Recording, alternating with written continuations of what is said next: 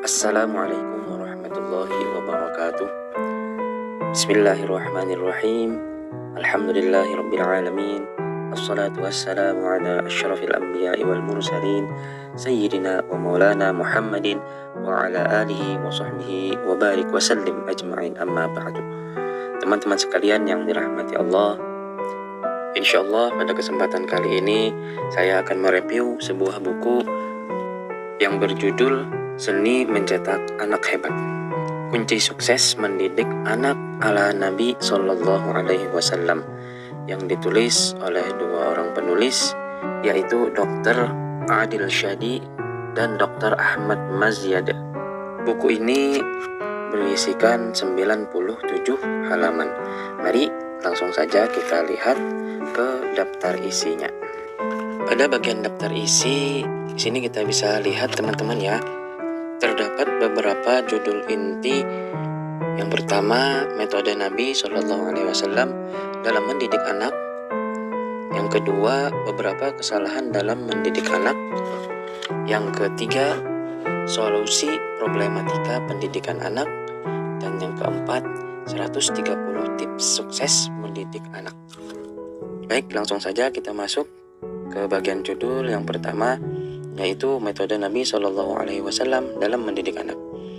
Pada bagian judul yang pertama ini, penulis memulainya dengan mengucapkan pujian kepada Allah Subhanahu wa Ta'ala serta sholawat kepada teladan kita Nabi Muhammad Shallallahu Alaihi Wasallam. Kemudian penulis menjelaskan bahwasanya ini adalah sekumpulan risalah tarbiyah ataupun risalah pendidikan yang bertujuan meningkatkan usaha pendidikan anak dalam masyarakat kita. Oleh karena itu, sangat wajar bila risalah pertama ini menyentuh seputar rambu-rambu metode yang digunakan Nabi Muhammad Sallallahu Alaihi Wasallam dalam mendidik anak-anak dan para remaja. Ada beberapa rambu-rambu pendidikan anak yang telah dipraktikkan secara nyata oleh Rasulullah Sallallahu Alaihi Wasallam, yakni sebagai berikut. Yang pertama yaitu mengedepankan akidah. Ini merupakan tugas pertama bagi setiap pendidikan Islam, karena akidah adalah tujuan utama daripada Allah Subhanahu wa Ta'ala menciptakan makhluknya, sebagaimana firman Allah, "Wa ma khalaqtul jinna wal insa illa liya'budun." Dan aku tidak menciptakan jin dan manusia melainkan supaya mereka menyembahku. Pada ayat yang lain, dan juga merupakan tujuan diutusnya para rasul, yaitu walaqad ba'atsna fi kulli ummatin rasulan an i'budullaha wajtanibut taghut. Dan sesungguhnya kami telah mengutus para rasul pada tiap-tiap umat untuk menyerukan, sembahlah Allah saja dan jauhilah taghut itu. Yang kedua yaitu memperhatikan sholat.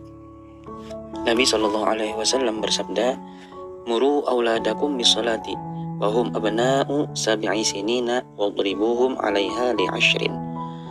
Perintahkan anak-anak kalian sholat saat berusia 7 tahun dan pukullah karena meninggalkannya saat berusia 10 tahun. Nah, pada hadis ini Rasulullah SAW menegaskan bahwasanya betapa pentingnya kedudukan sholat, sehingga Rasulullah SAW merintahkan kita untuk memukul anak kita jika anak kita meninggalkan sholat ketika sudah masuk usianya yang ke-10 tahun. Namun perlu diperhatikan juga, memukul di sini bukan berarti memukul yang sifatnya menciderai. Namun di sini memukulnya dengan pukulan yang mendidik, agar anak lebih perhatian dan tidak meninggalkan akan sholatnya. Kemudian yang ketiga, menjaga lebih baik dibanding mengobati. Konsep pendidikan Nabi terhadap anak dan remaja bertumpu pada prinsip mendahulukan penjagaan daripada pengobatan, sehingga konsep tersebut meletakkan pagar pelindung dengan izin Allah antara anak dan keterjerumusannya dalam bahaya. Penjagaan ini merupakan hal yang sangat penting bagi kita sebagai orang tua, agar kita dapat mengontrol dan juga mengawasi anak kita dari setiap kegiatan ataupun aktivitasnya sehari-hari. Yang keempat yaitu memberi kesempatan berdialog.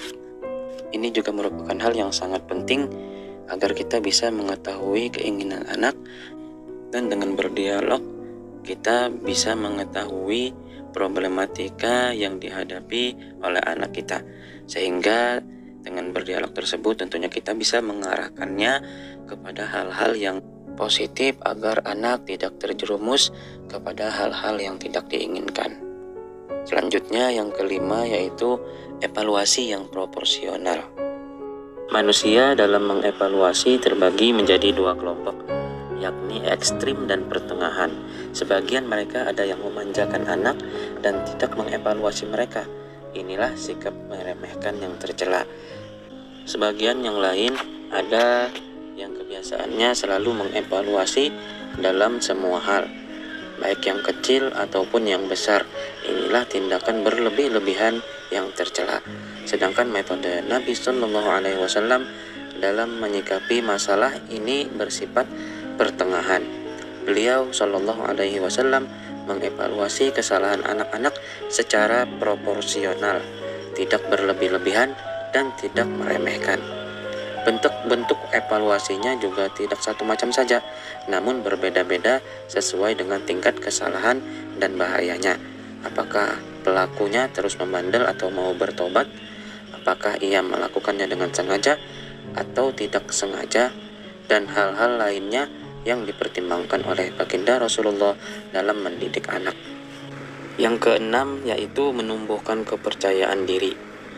Ini juga merupakan hal yang penting bagi anak, karena dengan percaya diri akan mendorong anak untuk lebih aktif dan berani, terutama dalam mengambil keputusan.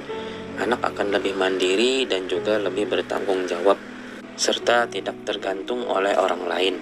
Anak yang memiliki kepercayaan diri sadar dengan apa yang dapat mereka lakukan, sehingga akan membantunya dalam segala situasi dan kondisi. Prioritas Madrasah Nabi dalam menumbuhkan kepercayaan diri ini tidak terbatas pada membuat anak merasa dibutuhkan dan dihormati. Bahkan kepercayaan diri mereka tumbuh dari pengalaman-pengalaman nyata melalui pemberian tanggung jawab yang sesuai dengan kemampuan mereka. Yang ketujuh, mengarahkan kepada perilaku yang terpuji. Seorang anak membutuhkan pengarahan karena pengalaman hidupnya masih minim. Hati dan akal biasanya memang bisa menerima orang yang bersegera memberikan arahan dan pengajaran. Maka pendidikan Nabi Shallallahu Alaihi Wasallam terhadap anak-anak berdasarkan pada sikap bersegera mengarahkan mereka kepada etika dan perilaku yang baik. Yang kedelapan yaitu memberi balasan perilaku baik.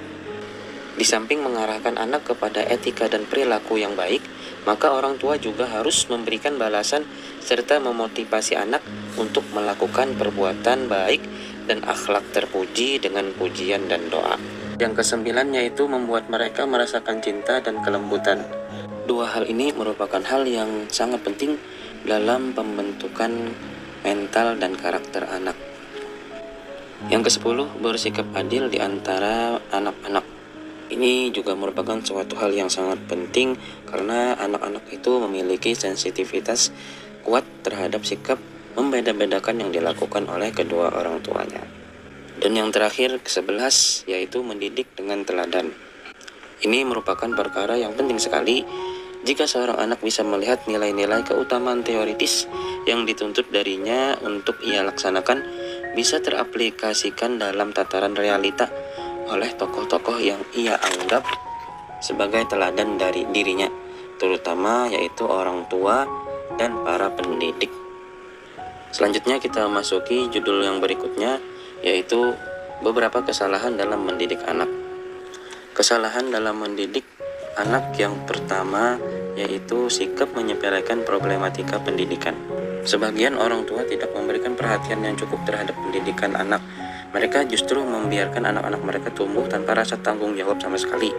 Mereka beranggapan bahwa tanggung jawab mereka tidak lebih dari sekedar memberi makannya, memberi minum, pakaian, dan tempat tinggal bagi anak-anak mereka. Yang kedua, dikte orang tua. Teori pendidikan ini melahirkan banyak sisi negatif, seperti lemahnya kepribadian anak dan tak ada rasa percaya diri. Si anak menjadi pribadi yang sangat tertutup dan pemalu. Si anak juga akan kehilangan daya kreativitasnya. Kerusakan yang muncul di waktu dewasa ataupun terserang berbagai penyakit fisik dan psikologis. Kesalahan yang ketiga yaitu keteladanan yang kontradiktif. Sesungguhnya kedua orang tua adalah orang pertama yang mempengaruhi hidup seorang anak, bahkan yang memberinya pola karakter dan kebiasaannya. Jika orang tuanya baik, maka anak akan juga ikut tumbuh menjadi pribadi yang baik.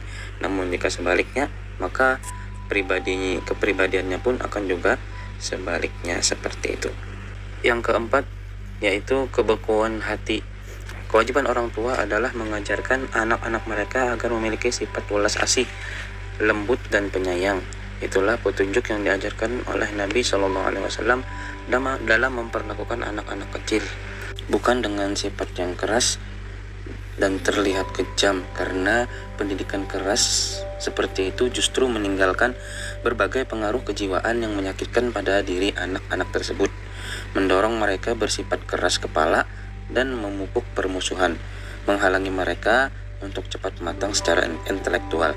Bahkan kesan yang mereka tangkap bahwa mereka itu begitu hina, rendah dan tak punya kehormatan. Di sini bukan berarti kita dilarang untuk memberikan hukuman bagi anak-anak secara mutlak, tapi hukuman itu tidak boleh keluar dari batas-batas kasih sayang dan welas asih terhadap anak yang kita kasihi. Yang kelima yaitu meremehkan kemungkaran.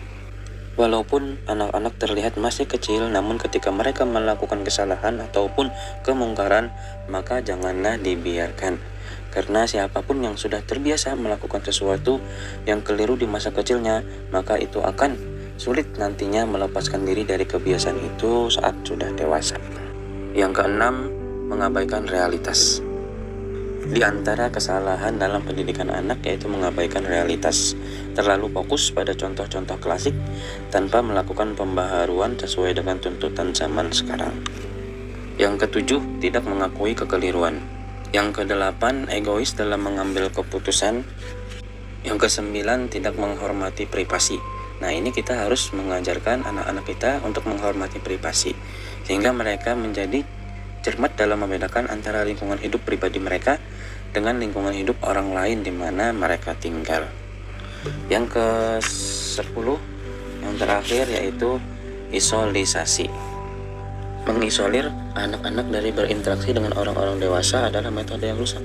Tidak praktis membiarkan anak-anak hanya bergaul dengan sesamanya, hanya belajar hal-hal yang tak berguna, dibiarkan dihanyutkan oleh godaan syaitan, dan hanya mempelajari kenakalan belaka. Berbeda dengan apabila mereka bergaul dengan orang-orang yang lebih besar, mereka bisa belajar budi pekerti yang luhur. Tentunya di situ juga mereka bisa mengambil pelajaran dari mereka dan belajar dari pengalaman-pengalaman yang sudah mereka jalani dalam kehidupan. Selanjutnya kita masuk ke judul berikutnya, yaitu solusi problematika pendidikan anak.